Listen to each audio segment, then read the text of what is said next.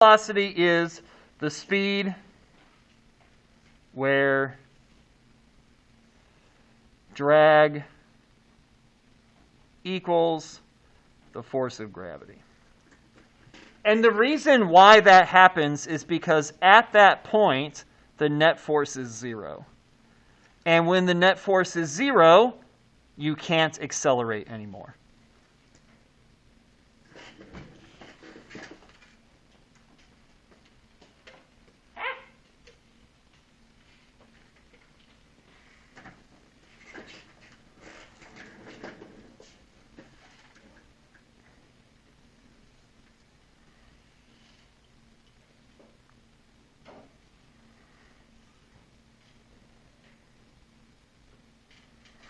And the next question is, what affects it? And the thing that affects it most, now terminal velocity is dependent upon the other things of air resistance too, right? Because how it reaches that speed will matter, but it's mainly affected by one major super big thing, and that is mass. So why does the object reach terminal velocity instead of increasing indefinitely? This is why. Because the net force is 0 at that point.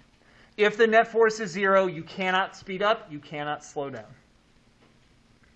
The reason why parachutes slow you down is because it will create a net force briefly in the opposite direction until those forces balance out again.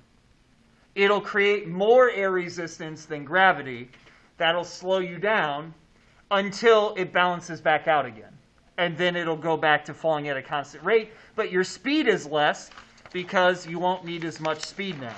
You won't need as much speed because you'll have a larger area, which will create more friction. Okay? So that's kind of briefly how parachutes work with that. So why does it? Because the acceleration at that point will be 0. So number 7, why does mass affect terminal velocity? So if I'm falling, here I am, Mr. B's skydiving. Totally a smart decision with 5 children. Okay? Insurance companies love when you do that. Here's force of gravity. Here's air resistance. Okay?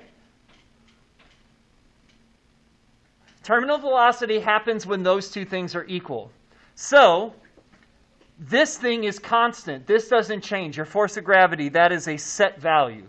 So, terminal velocity will basically be larger the larger this is. Because if this is larger, then this has to get bigger before you slow down and go at a constant rate.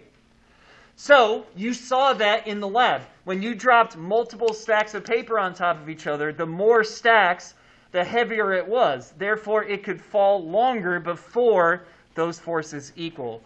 So basically, if this is one example, and here's, here we go. So there's Mr. B, and here's Mr. B's cat. But Mr. B's cat is very fat. Oh yeah, that's a great cat. So his cat weighs more. Makes me feel better about myself.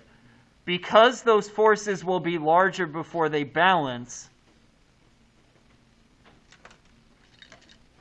this velocity will be smaller than this velocity.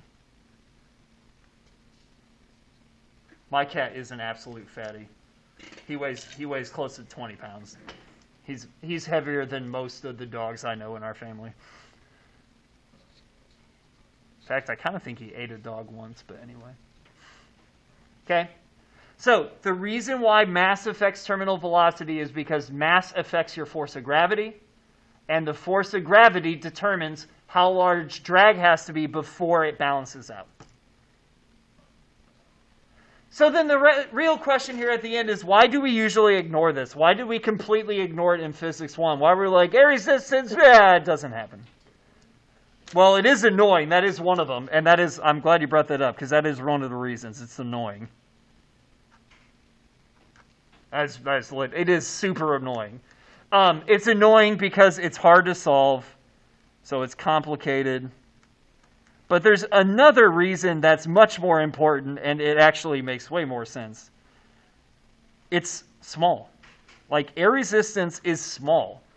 Unless you get really, really, really heavy objects that fall for a really long time, unless you get objects that are really, really, really big, unless you drop things in really dense fluids.